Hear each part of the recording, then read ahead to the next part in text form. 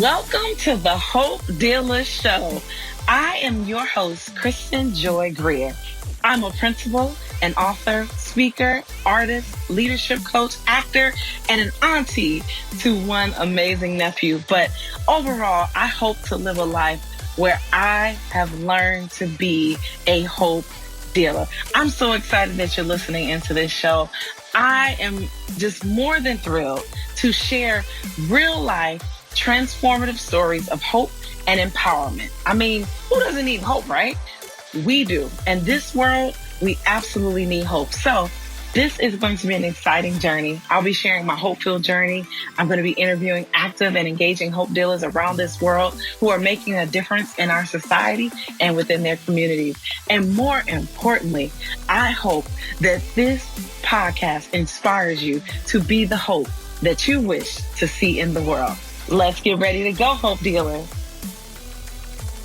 Today, I am excited and I'm ecstatic to introduce my amazing nephew, Pierre, PJ Johnson Jr., to the show to share a message of hope with us.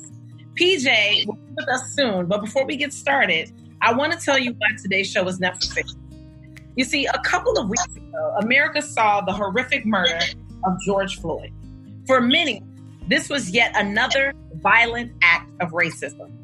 But for some, this was a modern day example of what they had seen and heard about history.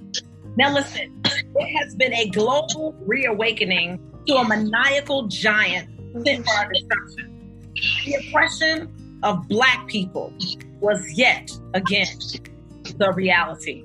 Today, I asked my 8-year-old nephew, Pierre Johnson Jr., to join this show to talk to us from the perspective of a child. What is it that is going on in our children's minds? What do they see? So, without further ado, I want to introduce you to an amazing young man, my 8-year-old nephew. Everybody say hello to PJ. PJ, hey, welcome to the show. Hi, thank you for letting me join. Of course, I'm going to let you join. You are amazing. But before I get into telling why I think you're amazing, why don't you tell us, what grade are you in right now? Second grade. Second grade, and I'm sure you're coming to the end of the school year. And so what grade are you going into? Third grade. Third grade. Are you excited? Yes, and I'm graduating tomorrow. You're graduating. Congratulations. So, are you excited that school is over? I'm not really that excited, but at the same time, I'm really excited because I get to go to third grade and that it's going to be really fun going to third grade. But I'm not excited at the same time because I won't really get to see my teacher or some of my friends in a long time because they don't have Messenger or, well, I just can't see my teacher or I could just Zoom call her or something. Yeah, you won't be able to see your teacher or your friend anymore. And so you haven't seen them since March. How has that made you feel? That doesn't really make me feel good. I really like to see my friends. We get to play tag. We always get to see each other. It was really fun until COVID-19 came up. And then you've been basically racism came back, but more brutal. Oh, wow. No, you brought up two important topics that I want to talk to you about. The first one being COVID-19 and the second one, which you just described to be more brutal. I definitely want to help unpack that. My first question is, how has COVID-19 impacted you? Well, COVID-19 hasn't really made me happy because I don't get to see my friends in real life. I have to go to their house, but I don't know where their house is and they don't know where my house is. Mm-hmm. And I never got to have a play there with anybody, just my cousins and my family. And this is not really exciting for me because then I have to see them virtually. Mm-hmm. It's not really nice that I can't just see them in real life. It's not making me feel happy. Mm-hmm. This is why I really want COVID-19 to stop. Yeah, no, that's a reality. I mean, you're the only child, right? And so Yes. having to play by yourself, and you've been doing virtual classes, right? Yes. With your teacher. And so I'm sure that is not easy. What would you like to see change for the next school year? Hopefully COVID-19 there's some sort of vaccine for it. What would you like to see happen when you get back into the school? I would like to see a lot of things. I would like to see my friends. Mm-hmm. I would like to see a cure for COVID-19, a lot of them. I really would like to see my school. I haven't been there in a long time. Mm-hmm. And I would like to see my friends. Yeah. Okay. Yeah. No, that's fine. I know you're excited to see your friends. Now, are you prepared if we don't return back to school in September? Have you thought about that? That there's a chance that we may not return in September? Yes, because they're taking a really long time before we can stop this COVID-19, but it will be more hard because if we're going to have to fix a lot of things, and it's going to be more hard because stuff is breaking down because of racism. Mm-hmm. Yeah, no, you're bringing up great points. I want to kind of talk about racism now. Is this a new term for you? It was. Okay. As soon as I heard that history repeated itself, I just wanted to speak up, but I was too nervous. But now what I feel about it, I'm not nervous anymore. Okay. And what do you think you were nervous about? I was nervous about me messing up, and I was nervous about just me messing up. I was nervous about that. Like when you and my mom and my family encouraged me more, I wanted to be on a live, and this is the one that you let me join.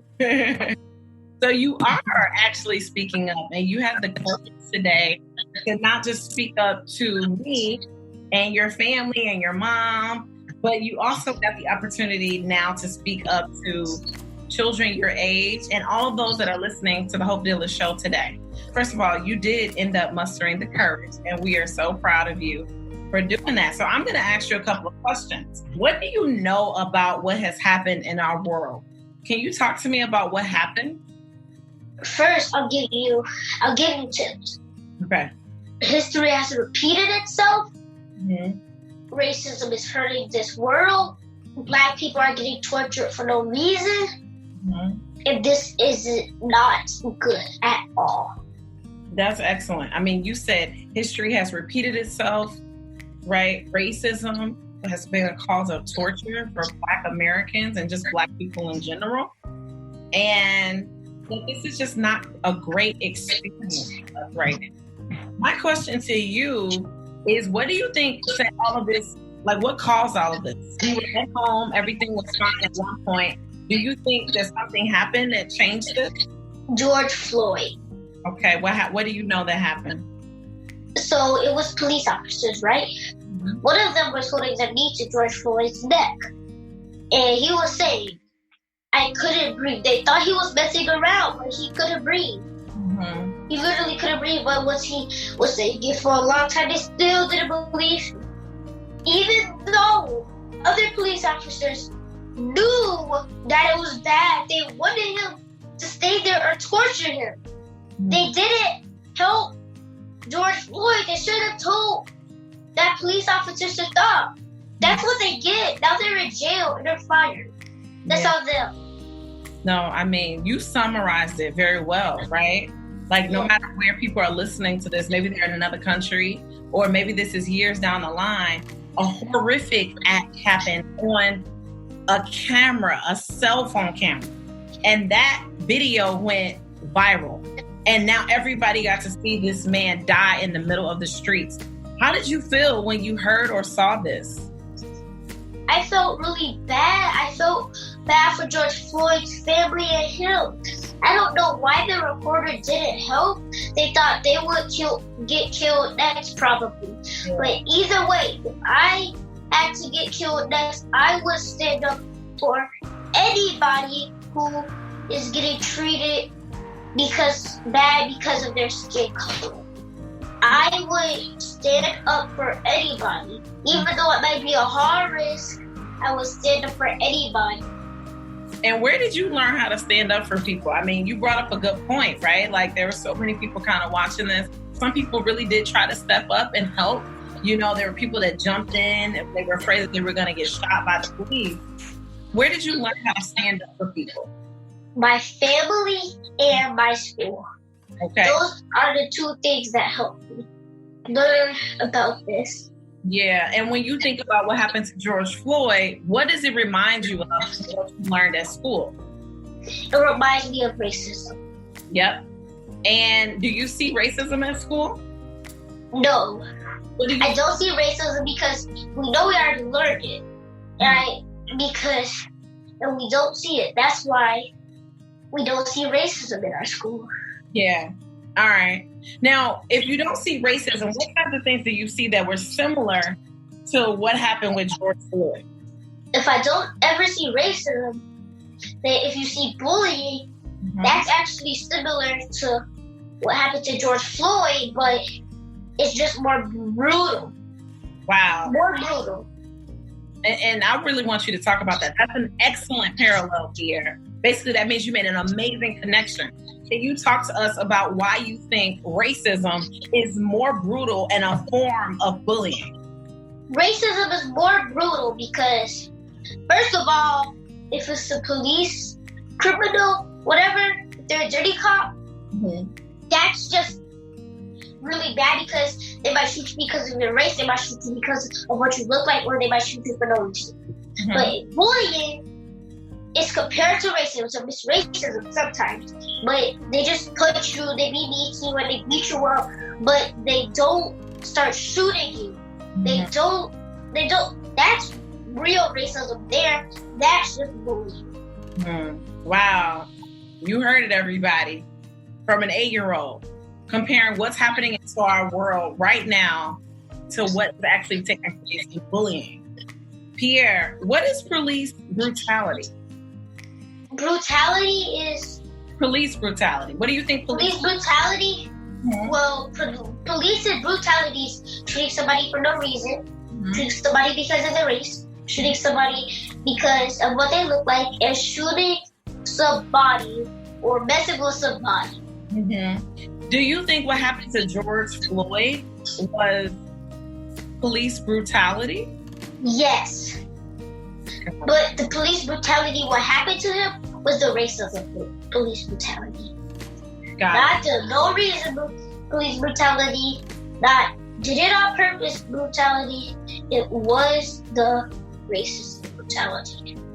This is excellent, Pierre. I mean, you have really thought through this. Is this something that keeps you up at night? Like, do you get nervous or worried about police officers or being a Black boy in America? Yes, it makes me feel scared, kind of, because what if that happens? I don't really get really happy, but I get brave and more braver because my mom and my family tells me to not be scared. It tells me to be okay, don't cry, and we'll protect you no matter what. Yeah, I mean, first of all, I don't even want to think of that, right? Like we want to hope that these things don't happen, but we do know that they are happening to not just men, but children everywhere, right? And so when you see a police officer, what do you think? I think, I should probably hide, or I should see if they're a good cop. I should tell my mom I see a cop real soon, because it could be a dirty cop or a good cop. My mom or dad will probably go to see it's a bad cop. So I really don't want to go near cops anytime. Today I saw a police car when we were driving. It looked like it was going to some place. I didn't know it was probably a good cop. I hope. Got actually kind of scared about, I was like, in my mind, this is a cop car. Is it a good cop or a bad cop? That's how I was. I was scared, but brave at the same time. Yeah. And you have something on the inside of you that keeps you brave. And what helps you stay brave and stay focused? Like even today, right? How did you keep hope alive even in that moment? I stay alive by not going to bad protests and by staying home like I should. Mm-hmm. By going to the people's houses that I could trust. Mm-hmm. And I know that you often ask your mom, one of the reasons why I asked you to be on this show is because you were talking to your mom about what happened with George Floyd and how it made you so upset, you know, and how sad you were getting about it. So what would you like to say about what is happening in America? If you could change things right now with racism, what would you like to say? Racism is really bad. It's hurting our whole entire state. It's actually hurting the world. Some places still have slaves, probably because of their skin color. And I know, once I saw the news, a kid asked, why do we say Black Lives Matter? All lives matter. And the mayor responded that because we were the only race that was enslaved because of our race.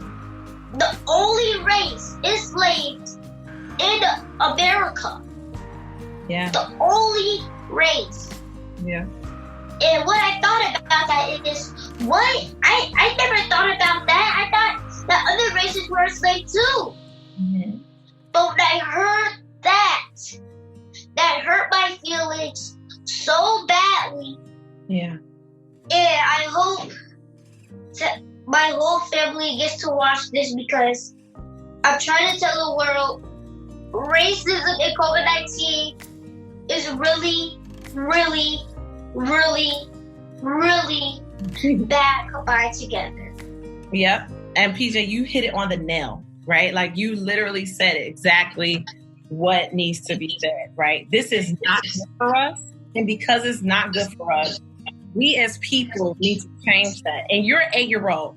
You're making a change today by telling people, don't give up hope. We can still make a difference, right? And my question is, PJ, when you graduate from college, how are you going to make a difference in our world? Because you're already doing it today, but I want to hear what you're going to do to continue to make sure. Now when I think about it, I actually want to be a president too, so I could stop racism once and for all. I love that. President Pierre Johnson Jr. of the United States of America. You already know, we believe that if you believe it, you can become it. And so therefore, PJ, I am so thankful you were my guest today. I am just so thrilled. I think you had a lot of amazing things to say. Do you have any final thoughts that you want to say to anyone? My final thought is, if anybody in my family is watching this, just know, you taught me this too. Yeah. Or if anybody who works at my school, you taught me this too. You're amazing. And anybody who's on the news, you taught me too. Great job, PJ. I am so thankful for you being you're my first guest on Hopedealers Live. Can you believe that? Yes. Listen, you're going to continue to do amazing things. I'm so proud of you. You are going to literally change the world as you have today. Thank you, PJ, for being on our show today, being a hope dealer. You are an 8-year-old hope dealer, telling everyone this is bad, what is happening in our world, but we can change. We can change this circumstance. And so I believe what you said. Don't be scared, PJ. Don't be afraid. Let's tell everyone to give and live a life of hope. All right, Pierre, say goodbye. Bye. Bye. Wow. I am so thankful that we were able to have Pierre Johnson Jr. on this show. He's an 8-year-old, but he had a lot to say about what's happening in our world. I encourage you, if there are children around, ask them, what are they seeing? What are they feeling? What's going on with them? Because you'd be surprised, even though the media and things are happening, they are actually receiving this information and they are being charged. They feel like they have a voice, and they do have a voice. We should be listening to them, and we should be giving them the opportunity to know that even though these horrible things are actually taking place in our world, it does not have to take place for them. We can't change every circumstance, but here's what I do know. Even in the midst of darkness, light can still shine. And so no matter how that light shines, I ask that you deal hope in your community by not only sharing this message, but also beginning to be an example for others. Once again, I'm so thankful for you all watching in and joining us. Welcome to the #Hopedealers Go Live first episode. We'll see you later.